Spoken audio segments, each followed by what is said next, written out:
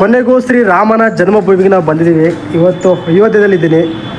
ತುಂಬ ಖುಷಿ ಆಗ್ತಿದ್ದಾಗೆ, ತುಂಬ ಎಕ್ಸೈಟೆಡಾಗಿ ಕಾಯ್ತಾ ಇದ್ದೀನಿ ಯಾವಾಗ ಶ್ರೀ ರಾಮನ ದರ್ಶನ ಮಾಡ್ತೀನಿ ಅಂತ. ಜೀವನದಲ್ಲಿ ನಾನು ಬರ್ತೀನಿ ಇಲ್ವೋ ಗೊತ್ತಿಲ್ಲ, ಇವತ್ತಂತೂ ಬಂದಿದ್ದೀನಿ. ಕೆಲವು ವಿಷಯಗಳಿವೆ ಹೇಳ್ತೀನಿ, ನಿಮಗೂ ಕೂಡ ತೋರಿಸ್ತೀನಿ.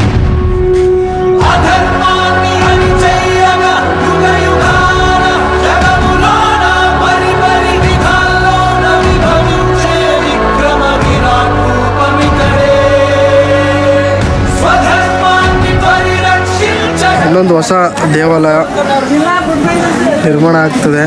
ಕೆತ್ತಲಕ್ಕೋಸ್ಕರ ನೇಪಾಳಿಂದ ಈ ಕಲ್ಲುಗಳನ್ನ ತಂದಿಟ್ಟಿದ್ದಾರೆ.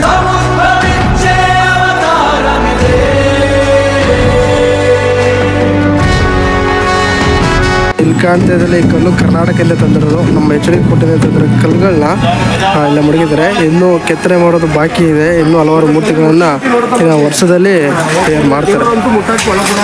ನಮ್ಮ ಆಂಜನೇಯ ಎತ್ತಿದಂಥ ಗದೆ, ಹಾಗೆ ಶ್ರೀ ರಾಮನ ಧನುಷ್ ಬಿಲ್ಲನ್ನು ಕೂಡ ಇಲ್ಲಿ ಸ್ಟ್ಯಾಚು ರೀತಿ ಮಡಗ್ತಾರೆ. ಎಲ್ಲ ರೆಡಿ ಮಾಡಿ ಮಡಗಿದ್ದಾರೆ.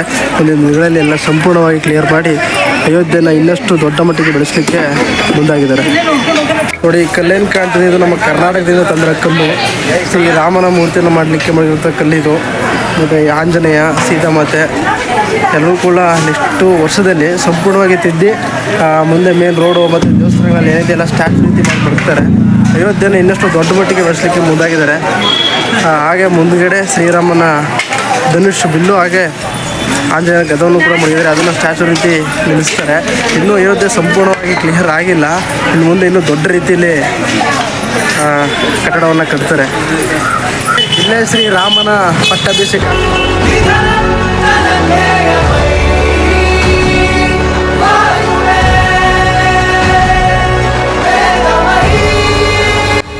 ಅಯೋಧ್ಯೆಯಲ್ಲೇ ಪವಿತ್ರವಾದಂಥ ಜಾಗ ಇದು. ಶ್ರೀ ಸೀತಾಮಾತಾ ಈ ಜಾಗದಲ್ಲಿ ಅಡುಗೆ ಮಾಡ್ತಿರೋಂಥದ್ದು ಇಲ್ಲಿನ ನಂಬಿಕೆ. ಅದು ನಿಜವಾದ ಸತ್ಯನೂ ಗೊತ್ತಿಲ್ಲ, ಬಟ್ ಆ ಪವಿತ್ರವಾದಂಥ ಜಾಗ ಮತ್ತು ಸೀತಾಮಾತೆ.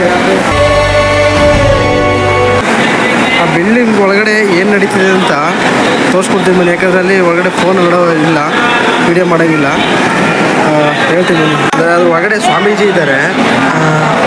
ಸ್ವಾಮೀಜಿಗಳು 8 ವರ್ಷದಿಂದ ಅನ್ನ ನೀರು ಏನಿಲ್ಲ, ಬರೀ ಹೆಣ್ಣು ಮಕ್ಕಳು ತಿನ್ಕೊಂಡು ಜೀವನ ಮಾಡ್ತಿರೋದು. ಅಂದರೆ ಶ್ರೀರಾಮ ಜನ್ಮಭೂಮಿ ಪೂರ್ತಿ ಕಂಪ್ಲೀಟ್ ಆಗೋಕ್ಕೆ ಸಂಕಲ್ಪ ತೊಟ್ಟು ಇವತ್ತು ಆ ಕಾರ್ಯವನ್ನು ಮಾಡ್ತಿದ್ದಾರೆ. ಮತ್ತು ನಮ್ಗೆ ಆದಷ್ಟು ಹಣ ಸಹಾಯ ಮಾಡಿದ್ರೆ ಇಲ್ಲಿ ಪ್ರತಿದಿನ ಒಂದು 2,000 ಸನ್ಯಾಸಿಗಳಿಗೆ ಊಟವನ್ನು ಹಾಕ್ತಾರಂತೆ. ಆ ಥರ ಏನೋ ಸಿಸ್ಟಮು. ಬಟ್ ಶ್ರೀರಾಮನ ಏನು ರಾಮ ಮಂದಿರ ಪೂರ್ತಿ ಕಂಪ್ಲೀಟ್ ಆಗೋವರೆಗೆ ಇಲ್ಲಿ ಸಂಕಲ್ಪನ ತೊಟ್ಟು ಇಬ್ಬರು ಸ್ವಾಮೀಜಿ ಇದ್ದಾರೆ. ಇಬ್ಬರು ಕೂಡ ಊಟ ತಿಂಡಿ ಏನಿಲ್ಲ, ಸುಮಾರು 8 ವರ್ಷದಿಂದ ಅದೇ ರೀತಿ ಜೀವನವನ್ನು ಮಾಡ್ತಾಯಿದ್ದಾರೆ. ಸಂಕಲ್ಪ ತೊಟ್ಟಿದ್ದಾರಂತೆ ಅವರು.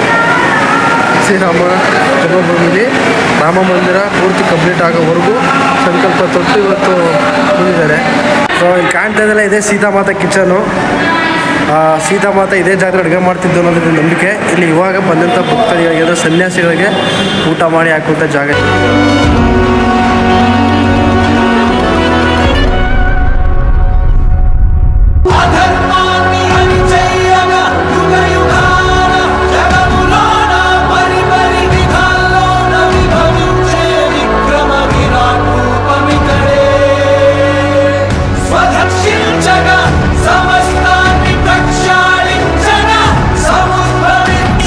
ಮಂದಿರ ಪಕ್ಕದಲ್ಲೇ ಶ್ರೀ ವೀರಾಂಜನೇಯನ ಶಕ್ತಿಪೀಠ ಇದೆ.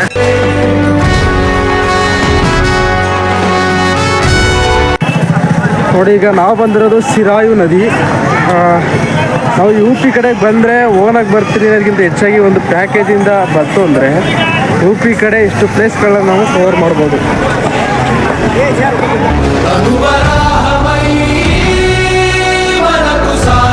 ನೋಡಿ, ಜಾಗಕ್ಕೋಸ್ಕರ ಅಂದರೆ ಶ್ರೀ ರಾಮ ಮಂದಿರ ಕಟ್ಟಲಿಕ್ಕೋಸ್ಕರ ಮುಸ್ಲಿಂ ಹತ್ರ ನಮ್ಮ ಹಿಂದೂಗಳು 500 ವರ್ಷಗಳ ಕಾಲ ಹೋರಾಟ ಮಾಡಿ ಯುದ್ಧವನ್ನು ಮಾಡಿ ಅದು ಆಗಿರಲಿಲ್ಲ. ಇವಾಗ ಪ್ರಧಾನಿ ಮೋದಿಯವರು ಬಂದಾಗ ಕಾನೂನು ಮುಖಾಂತರ ಹೋರಾಟ ಮಾಡಿ ಇವತ್ತು ಈ ಜಾಗವನ್ನು ತಗೊಂಡಿದ್ದಾರೆ. ಇವಾಗ ನಾವು ಹೋಗ್ತಾ ಇರೋದು ಪ್ರಭು ಶ್ರೀ ರಾಮಚಂದ್ರ ಮಹಾಪ್ರಭುಗಳನ್ನ ದರ್ಶನ ಮಾಡೋಕ್ಕೆ. ಈ ಕಡೆ UP ಕಡೆ ತುಂಬ ಟೈಟ್ ಅಂದರೆ ಟೈಟ್ ಸೆಕ್ಯೂರಿಟಿ ಇರುತ್ತೆ. ಇಲ್ಲೂ ಕೂಡ ಅದೇ ರೀತಿ ಟೈಟ್ ಸೆಕ್ಯೂರಿಟಿ. ನಾವು ಹೊರಗಡೆ ಮಾತ್ರ ಫೋಟೋ ವಿಡಿಯೋಸ್ಗಳನ್ನ ತೆಗಿಬೋದು, ಬಟ್ ಹೊರಗಡೆ ಫೋನ್ ಅಲೌಡ್ ಇರೋಲ್ಲ. ಹೊರಗಡೆ ಎಲ್ಲ ಹೆಂಗಿರುತ್ತೆ ಅದನ್ನು ತೋರಿಸ್ಕೊಡ್ತೀನಿ. ಆಲ್ಮೋಸ್ಟ್ ಎಲ್ಲ ನೋಡಿದ್ದೀರಿ ಅಂತ ಅನ್ಕೋತೀನಿ.